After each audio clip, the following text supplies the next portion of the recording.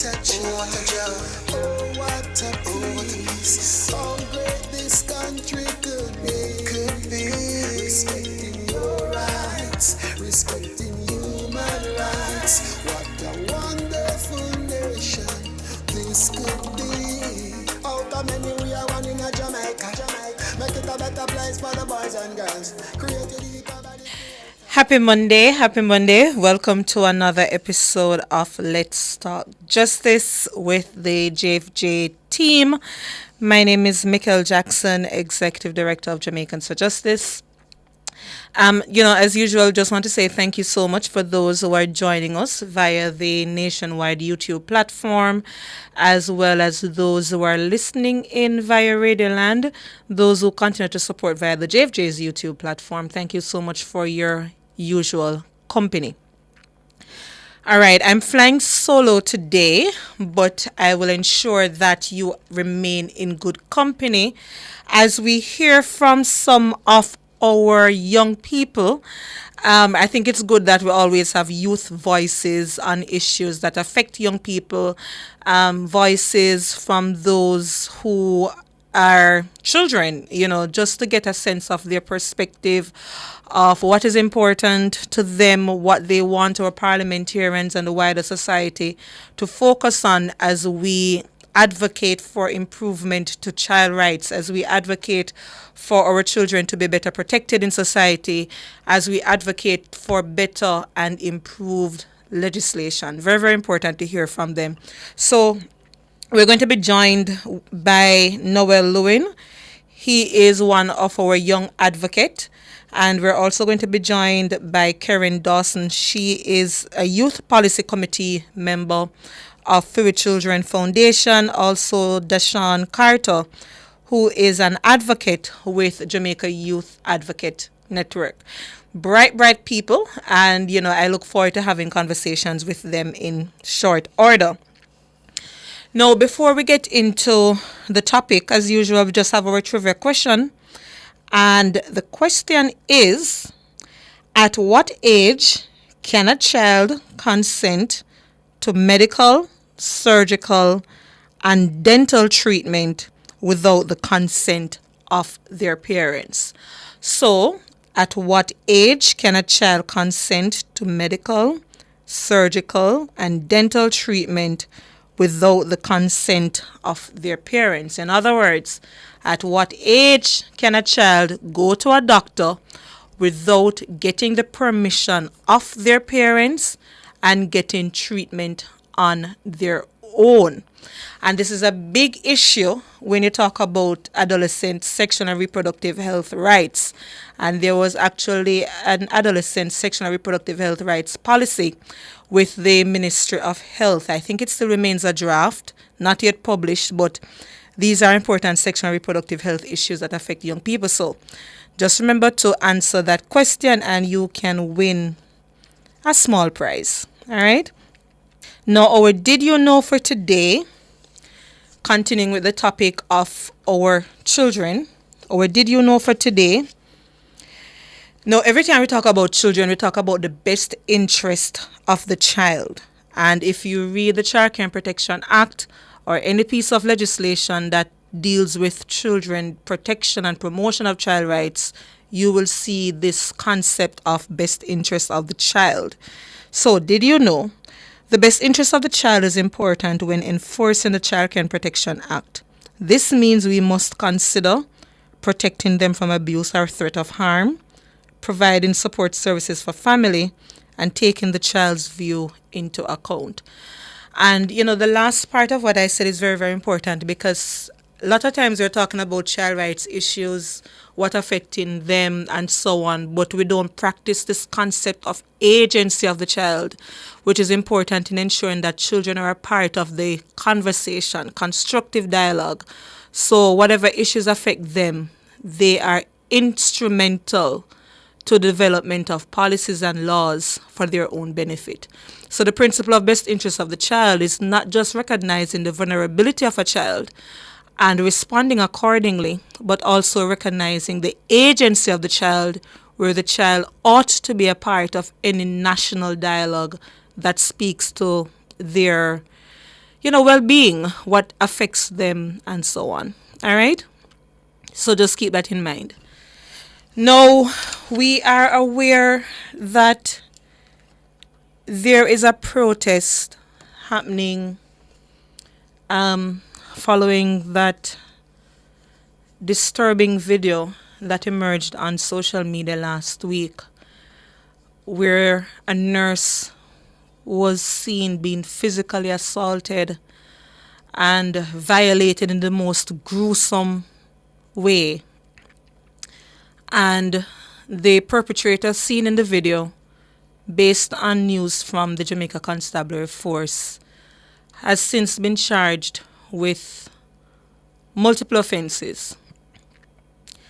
Now, we just want to stand in solidarity with our nurses and the call for ending gender-based violence and violence against our women and girls. Last week, we were all in mourning and continue to be in mourning following the brutal death of young Kelsey.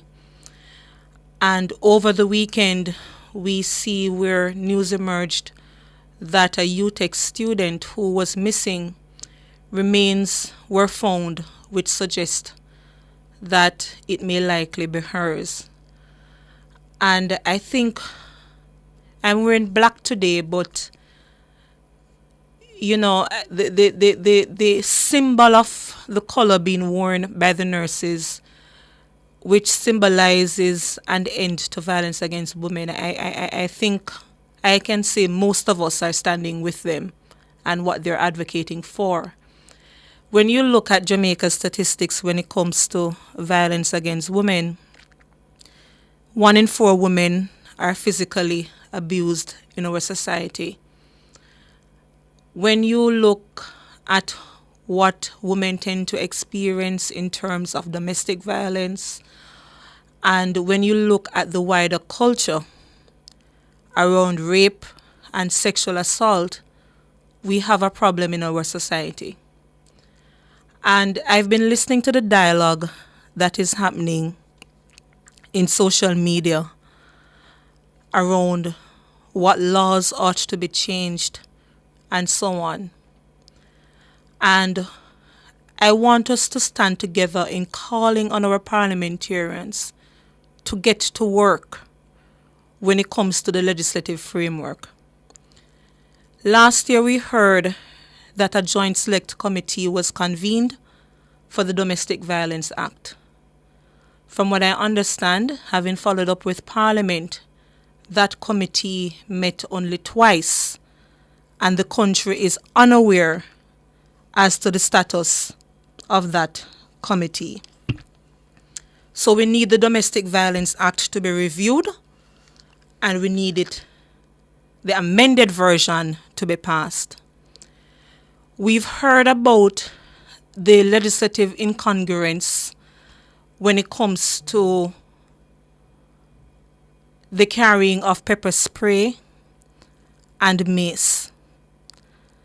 At what point will our parliamentarians address that seeming confusion in the law and have women being able to carry the pepper spray and the mace to protect themselves? I think we have to get to a point where we stop waiting on these outrageous and unfortunate incidents to occur before our parliament gets to work on some of these matters. We lament on issues after they happen rather than taking a proactive step in getting things done. Now, when we talk about the wider culture of violence against women, looking at issues of rape, looking at issues of domestic violence, I think as a society, we also need some introspection. Far too many of us are willing to be a silent bystander. It's not my business. How many people report if they observe someone being violated? How many of us utilize the 211 when it comes to child abuse. We need some introspection when it comes to the community level. How we respond as citizens. I shared on this very program that last year, a little over a year ago, JFJ went into the communities to look at this very issue. Violence against women and girls, and how people see some of the matters around marital rape and so on. And I'm pleased to say that we've advanced in our perspectives and views when it comes to marital rape, where a lot of people say no. It's now time to remove the exemptions when it comes to marital rape, where a husband can rape his wife no matter the circumstances. But when we ask the question, should we increase the age of consent to 18 years or have it remain at 16? And we were in the communities, we were told by several women, no, have the age of consent be reduced from 16 to even a lower age. And their reasoning was that the girl child is bad already, and therefore reduce it to even 14 years because the girl child is somehow tempting the big man. When you look at what the Office of the Director of Public Prosecution cite as some of the reasons for not securing convictions and so on, especially in the rural communities, it's because of the attitude that we have towards rape. We have a rape culture in Jamaica. Far too many people are silent. And unless we deal with the culture and the socio-cultural norms that exist in our society, we won't eradicate this negative aspect of our culture.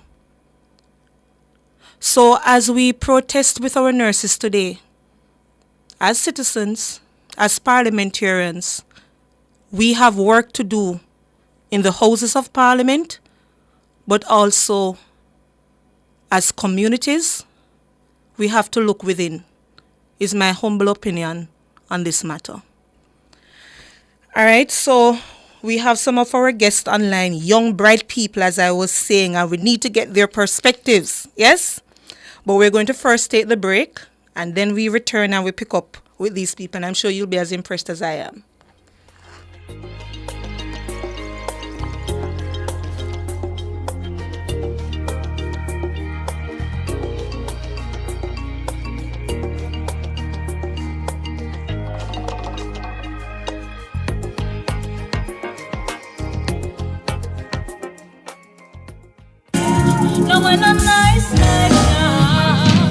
The environment takes center stage this Labor Day, Friday, May 23, under the theme, The Environment, Our Land, Our Duty, Our Future. Play your part in preserving our environment. Put some voluntary labor into Labor Day in your community, anywhere across Jamaica. Jamaica Nice. Protect with Paradise.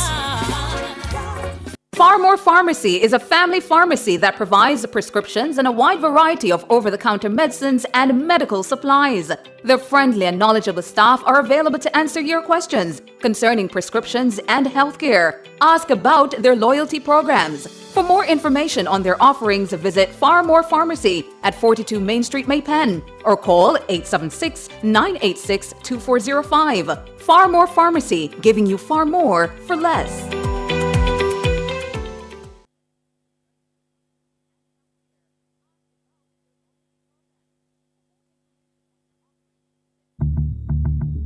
What's the standing of the JLP and the PNP in Southeast St. Elizabeth?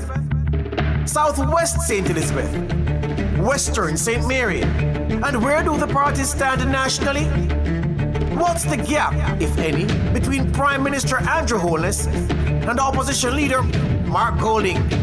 Tune in to Nationwide 90 FM from 6 a.m. on Monday, May 26 for the findings from the latest nationwide Blue Dot polls, powered by Total Tools.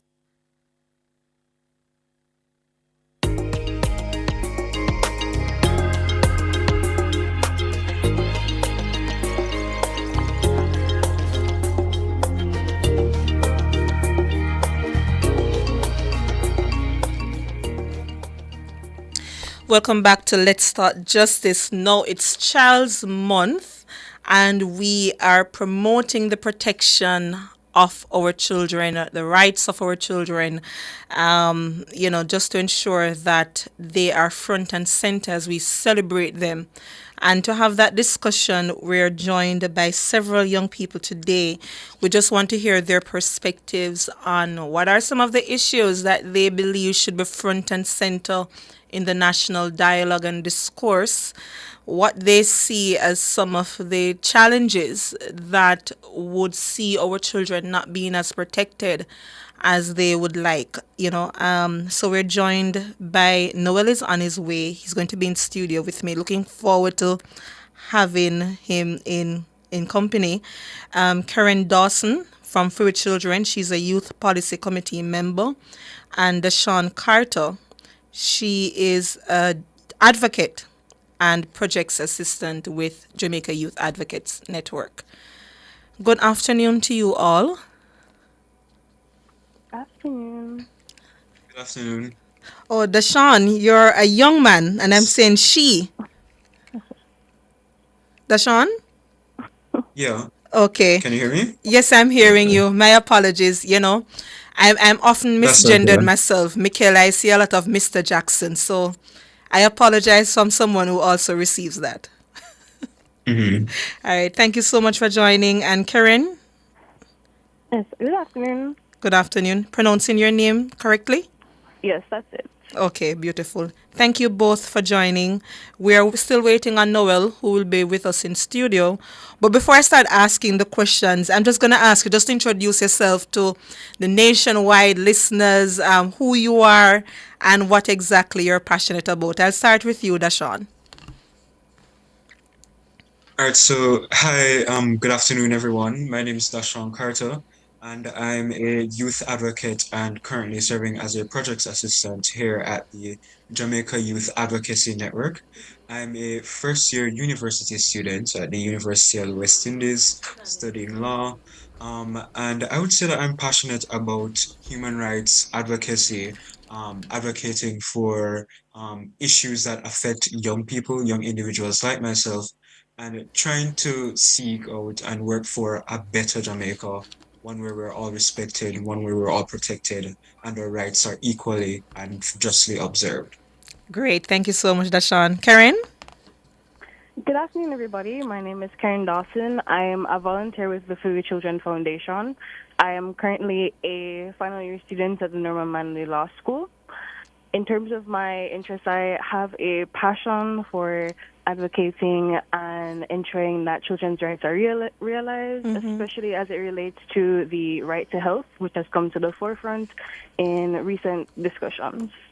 Okay, great. Thank you so much. And in studio with me is Noel. Noel, Hello, just good introduce afternoon, yourself everyone. and what you're passionate about. Okay, so my name is Noel Lewin Jr., and I'm a second year law student. I am passionate about the law, human rights specifically, and also international relations, diplomacy. I am a member of the youth arm for the Jamaicans for Justice.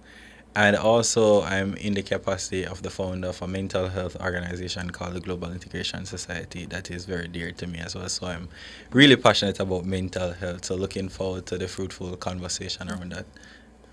Listeners, you remember what I said? These are impressive young people, all future attorneys, yes? So we are grateful to hear their perspective. So let me go back to Dashawn, right?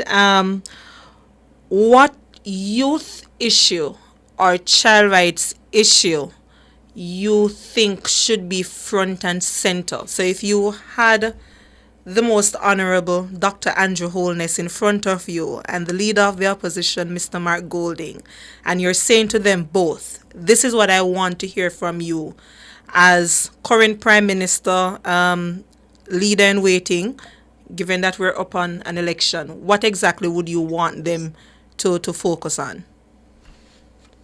Well, I think it'll be difficult to just pick out one issue, especially since they're so interlocked. But if I had to choose, I would definitely say child nutrition, and the issue of, the prevalence of NCDs, how common it is within our Non-communicable children, diseases, especially yes. yes, non-communicable diseases, and its impacts on academic outcomes, child behavior, mental health, and all other aspects and facets of children's lives. Karen? For me, I would say, in addition to that, I think a recent discussion has come up recently about the issue of children in conflict with the law, specifically the imposition of mandatory minimum sentences as it relates to these children. As we will be able to see on the international stage, this is something that is largely frowned upon and has been condemned by groups such as the Inter-American Commission on Human Rights. I would say that's something else that should be brought to the attention of the Prime Minister. Great, thank you so much. And for those who are listening in, remember the mandatory minimum sentence is what you've been hearing us talking about. I think we spoke about it a few weeks ago on this program as well, wherein the judge's hands will be tied, and the legislation is basically saying when a child is convicted of an offense, the courts must impose a minimum term before that child becomes eligible for parole. All right, Noel, over to you.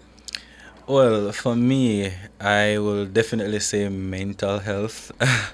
As I mentioned earlier, mental health is something very dear to me because as a young person myself, I know for a fact that if the mind is not in the right place, we can't function, at our best, and we can't function whether academically or just how we're supposed to function in society. So I would say to the government that mental health is very important, and I would be bold enough to say that I don't think this issue is properly addressed by the government. It is swept under the carpet, whether it is conversation wise or funding wise, and they fail to realize that mental health is at are in every aspect of our lives.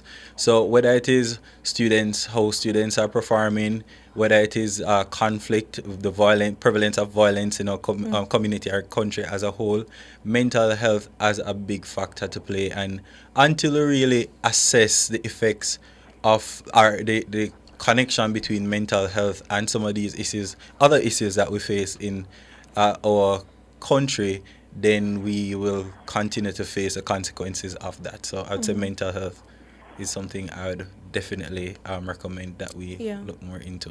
All right. I just want to focus then the conversation on these three core issues that you've all identified. Obviously, we can't go in too much detail because we don't have the time. But I would just like to hear each of your perspectives on the school nutrition, the mandatory minimum, and the mental health that you raised as challenges. So, just in order, let's just go back to the school nutrition. I know Dashawn raised that, but Dashawn, what exactly is the core challenge? Is it a case where parents were not doing enough? Every Friday, we're ordering in KFC and so on for our children. I'm guilty of that as well. It's easy. Is it a case where we're not paying attention to labels, or what exactly is the issue to talk about school nutrition? So, Dashawn. before I go ahead, I'd also like to add, or if I am able to, I think it'd be disingenuous of me to leave the conversation without bringing up the issue also of violence against children. I think that's something that definitely needs to be discussed, and if we have the time, I'd love to see us delve into that. But with regards to the actual issue around child nutrition and its inadequacies, I think it has to do a host of things. So one, as you would have rightly mentioned, the lack of proper labeling systems in place. It also has to do with the the lack of safety systems or regulatory policies, strong regulatory policies within our schools to ensure that our school food environments are reflective and conducive to healthy eating practices and can protect children from ultra processed foods that are high in nutrients of concerns like sugar, salt, saturated fats, and all other things that are detrimental to the health of children, but also just understanding that with beyond just obesity and overweight, children in schools are also facing issues of food insecurity. A lot of children are coming to school and wouldn't have eaten breakfast, wouldn't have eaten something from their homes, and are unable to afford the food that's being sold in their canteens. And so this will unfortunately result in them going throughout the day without eating a proper or a substantial meal. And of course, this will have negative ramifications on their academic outcomes, their ability to concentrate in class, and other aspects. Is there a call? I know you mentioned, the adequate labeling of what we're consuming, which is very, very important. Ensuring that we meet those international standards. And I know there is a school nutrition policy. I believe it was It given was to the tabled in cabinet. The yes, tabled cabinet, in yeah. Parliament. Okay, good, good, good. What exactly is the call from the government, though, when it comes to provision of schools within schools, provision of food, sorry, within schools? Is there any call in that respect? I remember growing up, I used to have access to Nutribullet. At the time, I had a 50 cent. It was Marcus Garvey on that 50 cent. At what we could get some discounted food. I'm showing my age in your 40, but it's fine. Is there any such call from you as a youth advocate? Okay, so the school nutrition policy, as you would have mentioned, really deals with the school feeding program and seeks to ensure that the food that children are getting within our schools are reflective, as I would have said, of the nutritional value and content that they should be getting. The school nutrition policy also seeks to ensure that concessionaires and other food providers within the schools and around the schools, because it also covers like a 200 meter radius around schools, so that may include vendors and other food providers, to ensure that one, they're up to standard, the nutritional standards that the ministry themselves have provided, and two, that they're providing our children with safe and healthy food to meet their daily requirements. And also just to ensure that, or one of the calls that the ministry would have made in implementing or outlining the school nutrition policy is that they would have provided nutritional guidelines, both for the actual creation of food for children and also for the curriculum that the children will benefit from. So it's not just about providing healthy food within the school food environment, but also teaching students or empowering teachers and students to make healthy choices both within the school environment and at home At and home. throughout their lives. Good, good. All right, we're going to take the break. I ask you all to still stay with us and we pick up the conversation.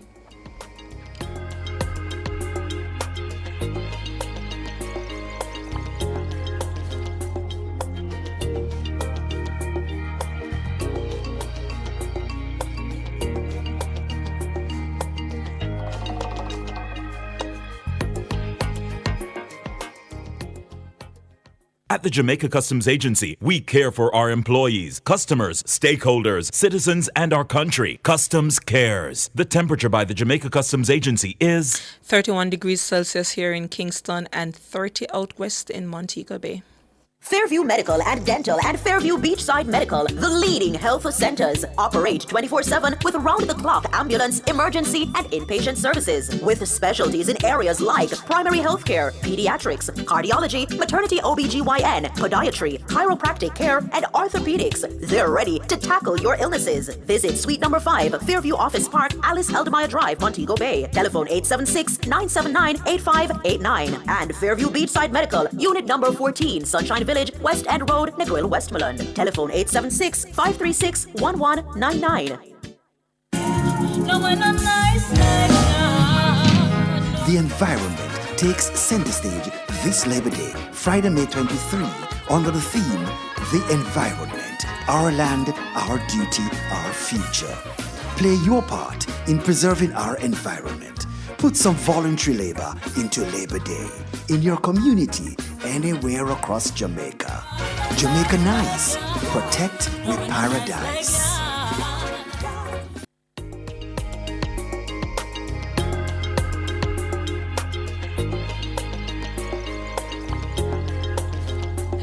Welcome back to Let's Talk Justice. We're here with our young people, bright future attorneys with us.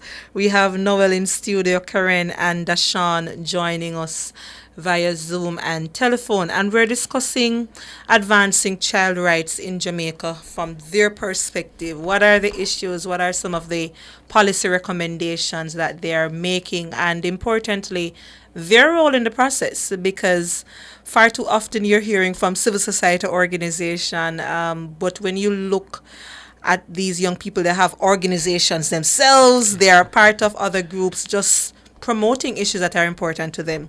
So before the break, we were hearing from Dashawn, who spoke quite well to the issue of school nutrition. You heard about the school nutrition policy, the status of it, and what exactly it is hoped to achieve. So we're going to be turning our attention now to Karen, just to speak to the issue that she raised, and that is mandatory minimum sentence for children. What exactly is the issue, Karen? So the issue is that, as you had indicated earlier, when you had, given your summary after I had spoken the first time, is that when you have a mandatory minimum sentence, essentially the judge's hands are tied, and they can't impose a sentence less than that sentence, or for a term less than that sentence.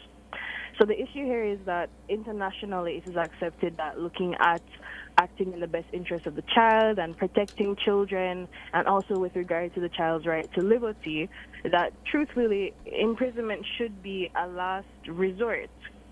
In tying the judge's hands like this, it makes it difficult or near impossible to resort to imprisonment as the last port of call, essentially. And what happens is that by relying on imprisonment, or even by looking at a method such as child diversion that has been put in to try and really, after the fact, address children in conflict with the law. The problem is that neither of these really get to the root of the issue before the child commits an offense, before they get the opportunity to commit an offense. Essentially, it's like trying to, after you've gotten an injury, and then trying to put a Band-Aid over it afterwards, instead of really addressing what the root cause is.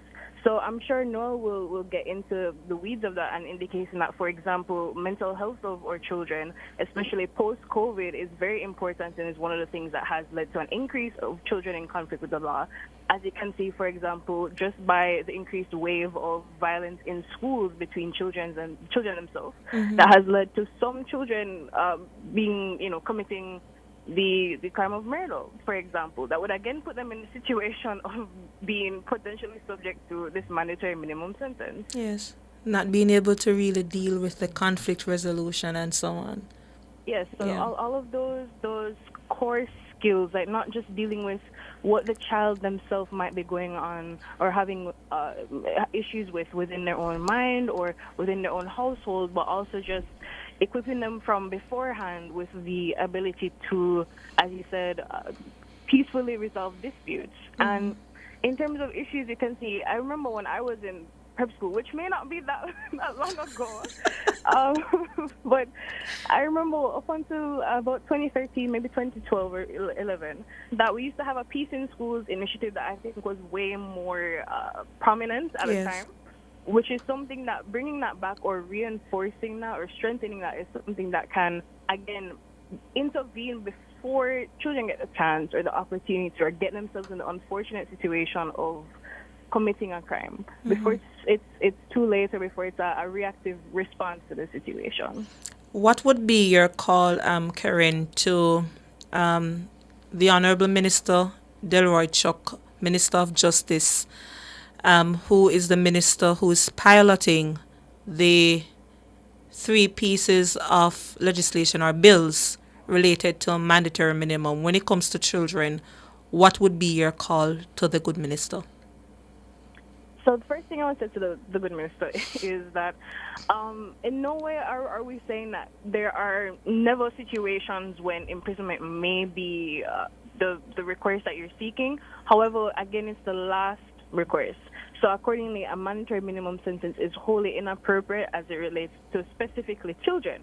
What should be focused on instead is trying to bolster some of the programs that we had in the past, such as Peace in Schools or I was recently told that maybe bringing back civics and things like that may help children to get a better appreciation of not just only how to self-regulate in terms of when they, are upset and then before they take any steps, but also alternative dispute resolution methods, creating spaces where, as I'm sure Noah will go into in more detail, where any issues that they have mental health-wise or within the home, that they feel comfortable turning to someone to speak to that and having it addressed before it bubbles over and reaches to a point where, again, they've put themselves in a situation that's very difficult to come out of. Yeah, thank you so much, Karen. Noel, as parents, sometimes you ask your child, "How was school today?" And they respond, "Boy, it's stressful." And you say, "What's stress? You're not paying no bill in here." You're not in a stress. You have a stress when I go school, go take your book and come back home and relax. Yeah. Are we not being considerate as adults of the challenges that children are going through? And what is the issue? Definitely, I can testify that that is a statement that many young people hear from their parents. As them would say, "Oh, you're not paying a bill, so you're not going to stress about everything." And let me know who's Are show you- the JPS bill to my son. Yeah, so that's something that many parents say to their children, and I think they don't really understand that we go through other things, whether it is social media, whether it is bullying at school. Sometimes we have personal things that we're going through, and they don't give us the environment to like freely express ourselves, or we don't feel comfortable enough to tell them. And so pointing out like being comfortable, a lot of us have certain situation as young people where we don't know who to tell. And sometimes we grow up in a space where we keep things to ourselves, or we buckle it up, and then it affects how we behave and how we interact with people. So probably you see us be more withdrawn from like friendships and conversations and all that. So it has a lot of effects on the social well-being of young people. And I must point out like the conflict in schools, as was mentioned earlier.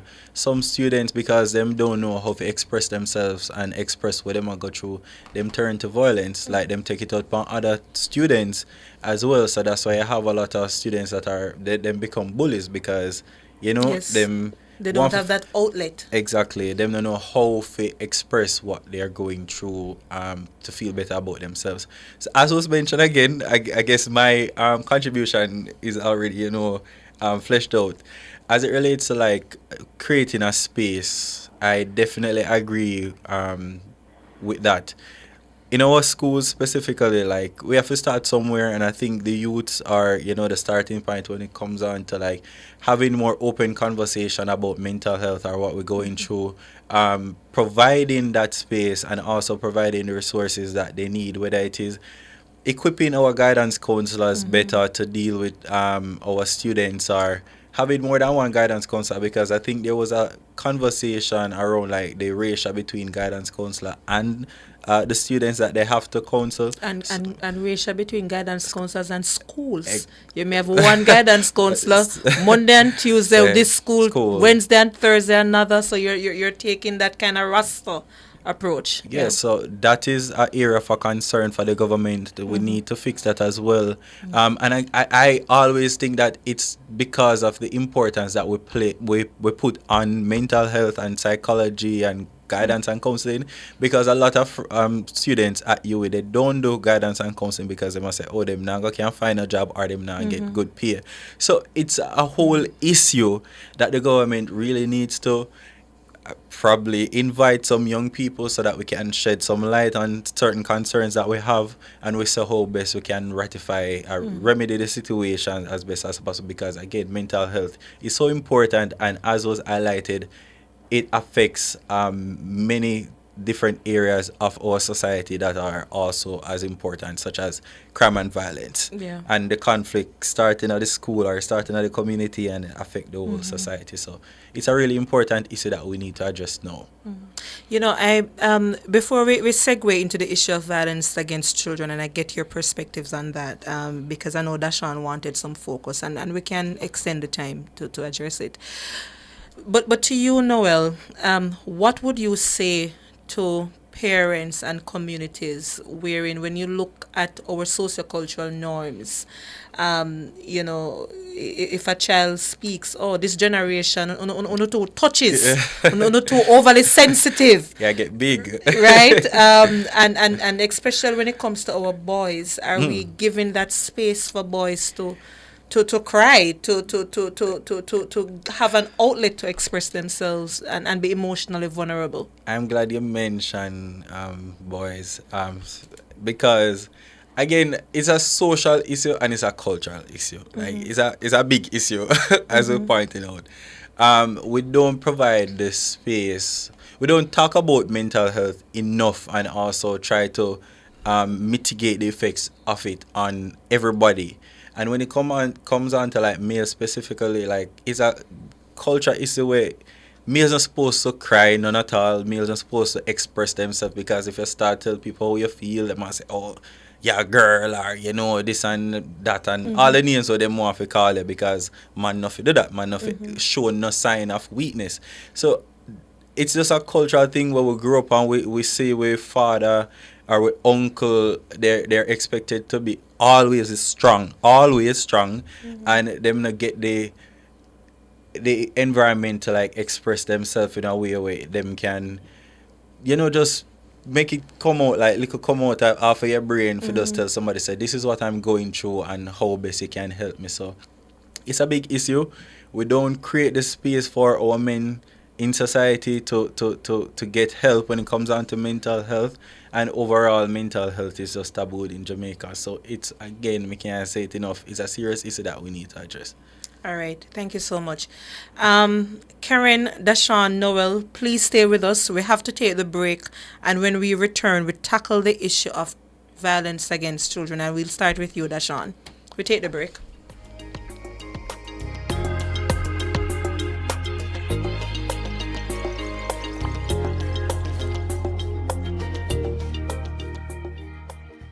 Who shops at Creative Building Finishes? You, the homeowner who creates luxurious spaces with our floor and wall tiles. The contractor and builder who are convinced that our ceramic tiles are right for the job. The architect and designer who make dreams come true with our wood look and porcelain tiles. Superior customer service, knowledgeable staff, inviting showroom, and you get where this is going, right? Shop 5 Red Hills Road or call 876-929-5553. Get tiles, get Creative Building Finishes. The environment takes center stage this Labor Day, Friday, May 23, under the theme, The Environment, Our Land, Our Duty, Our Future. Play your part in preserving our environment.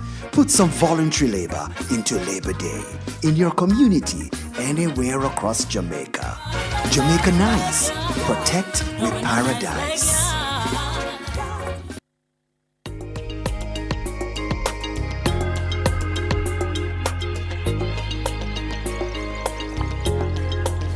Welcome back to Let's Talk Justice, and we are joined by Noel, Karen, and Dashawn, and we're talking about advancing child rights in Jamaica from the perspectives of these youngsters, I think all in their early 20s. And it's just important to hear their views on issues. Now, one of the challenges plaguing our nation is the high level of violence that we see in our society. I think when we look at matters in terms of violence within the homes, even if the child is not the direct victim, witnessing issues of domestic violence, for example, would have lasting effects, which is psychological harm to our children. So I just want to start by hearing from Dashawn. And Dashawn, when I just mentioned in early 20s, I saw the expression on your face. So I hope I'm not also not quoting your age group in. Oh, you're close, yeah. All right, but I'll start with you, Dashan. What exactly is the concern that you have when you talk about violence against our children? So, as would have been mentioned or brought up in previous discussions, we see in Jamaica and somewhat across the globe that violence is not only common, but it's also deeply entrenched. And so, you have statistics, very alarming and sobering statistics, speaking to the fact that 3 in every 4 children would have experienced some sort of violence. And then you can even further disaggregate those statistics and point out the fact that or women and young women and girls are victim or fall victim to instances of gender-based violence and violence being perpetuated against them by virtue of or simply because of their gender. And so, as Noel would have said, and I'm glad that we kind of segue from his conversation into this one. Um, it's a deeply entrenched issue and one that requires quite a lot of behavior change as well as policy change. So, on one hand, with regards to behavior, we have to realize that some of the socialization tactics and mechanisms that we have within our country are detrimental and have negative implications. Noah would have mentioned that when it comes on to young men and mental issues, men are taught to bottle up their emotions. They are taught emotional regulation.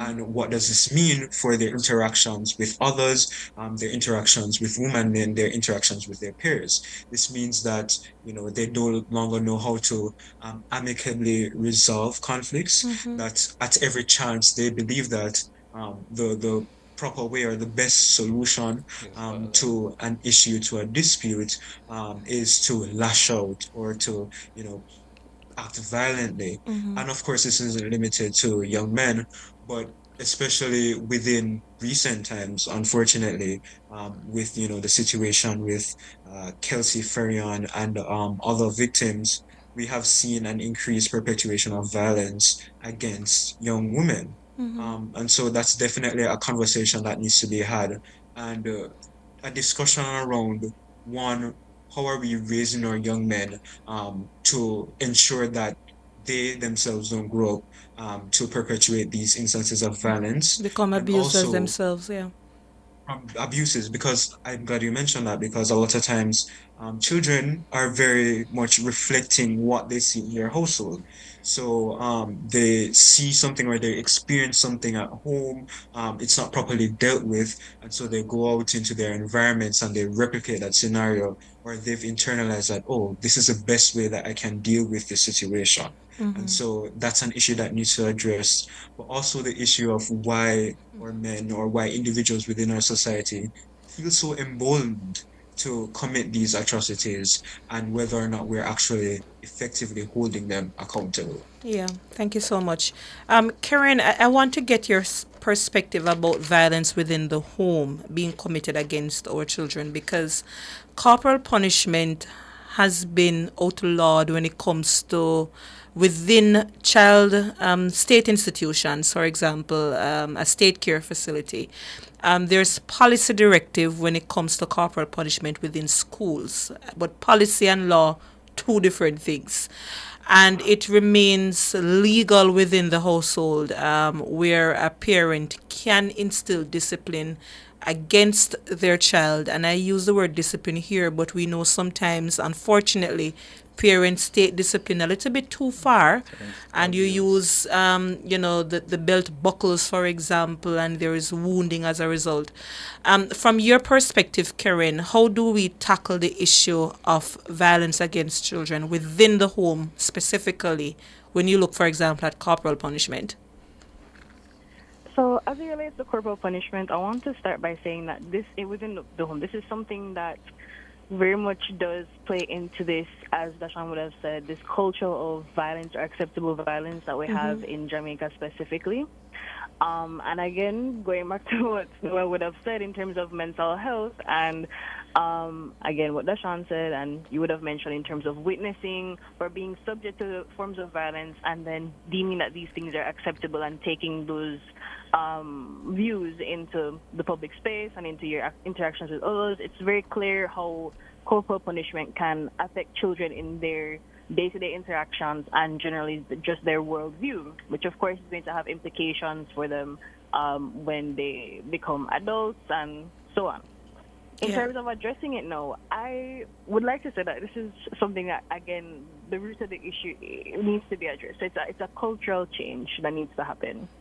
I think one thing I've seen happening now, I don't remember the exact name of the organization. I think it might be Healthy Parenting JA, where they focus on trying to provide or equip parents with the skills to discipline their children in a way that does not, again, reinforce this culture of violence, still enables you to bring your children up to be respectful to their peers, their people in authority, to people around them, but also in terms of ensuring that parents are equipped to also hear their children out and have a dialogue with them. Because, again, some of the instances where corporal punishment is used, it really ties back into the sentiment that we see in Jamaica that children should be seen and not heard.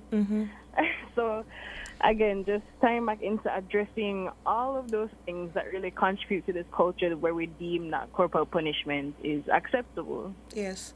And just to add to that before I go to Noel, I think it's important that the government moves with the legislative framework to completely ban corporal punishment in all settings, but accompanying that with socio-cultural public education change, behavior change that Karen mentioned. We have the different forms of violence, Noel, physical, psychological harm, and sexual violence. From your perspective, what should we be doing differently in really addressing the issue of sexual violence against our children? Okay, so I was going to say, like, some of the mentality that we have now is, from the past. However, where I grew up, like, I always hear them say, one time when it come on to like women and young girls, trouble them, like people don't trouble them, you protect them. And we grew up as well, so you protect your sisters and you protect your mother as well. So I think when it comes on to like violence or sexual acts against women and girls, it's something that it's not totally new, but it's becoming more prevalent in our society. And I think what we can do firstly is to ensure that, one, I don't know how we can fix the cultural issue, because unless we are going to ban certain things in the media and regulate the music that young people listen to as well, because that perpetuates the situation.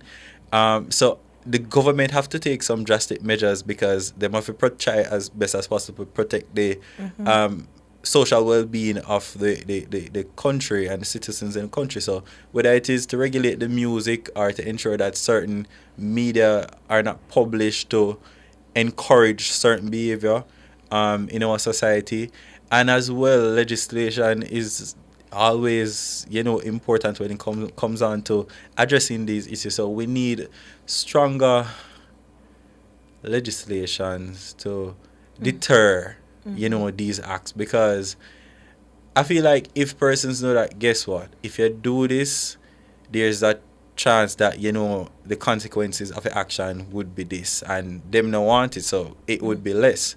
So we have to back whatever actions we will take to address the issue. We have to back it with law. So definitely we need a socialization of our population when it comes on to sexual harassment or 30 rape, more seconds, we have to wrap up. Along that lines when it comes on to young girls in our society and women. And also we need to ensure that we are moving quickly with the legislations to back these actions to deter persons from committing them in our society as best as possible. Absolutely. And, as I say, thank you to all three. As parents of boy children, teach your boys the concept of consent. I can't stress that enough, right? And it's important. And our girls as well to understand consent, because many times our girl children believe that, unfortunately, they were pressured into saying yes, and we don't we're not able to identify what sexual assault and rape is. If you go on UA campus, you will be surprised to hear incidents being outlined to you, and when it was or when it is, you will say, "But no rape that." But in the moment, so it's a lot of the sociocultural issues. But anyway, thank you so much to Noel Lewin, Karen Dawson, and Dashawn Carter. Very, very impressive young people. Best of luck in your studies. I know you will do well, and I hope to have you one day again here on the show. The answer for the question that was asked, what age can a child access medical care on their own without parental consent, is age 16 years old. Which is why when we talk about age of consent, it's not age of consent to have sex. And that's something I think one day we need to properly explain what age of consent means, because I see some of us were saying, yes, we should increase it.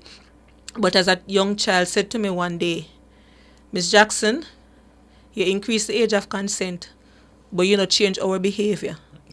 You think that's going to stop us from having sex? So we have to start looking at, healthy, comprehensive sexual education. I spoke about the principle of agency at the start of the show. And sexual and reproductive conversations, we can have that another day. I see Dashawn smiling here on Zoom. I'm sorry I'm not able to take some of his perspective, but it's another conversation to have. What exactly does this mean? And one of the things that civil society, especially those in the HIV sector and child-focused agencies, have been calling for is that there needs to be some latitude in law that will allow a healthcare provider to be able to provide medical services to children under 16 without their parents, once it is that they believe it is in the best interest of the child. Because sometimes it's the parent or someone who is their caregiver is the abuser. And you can't call the abuser for permission. So it's a nuanced situation that we have to be looking at. But anyway, we're up on time. So let me close out with the winner of the trivia question. And that is Rick NYCJM. You won. And you can contact our team at 239-7583 to receive your prize. Thank you so much. It was good having you all with us. And thank you so much to our listeners. And you will see us again next week, Monday at 1 p.m. on the Let's Start Justice radio show.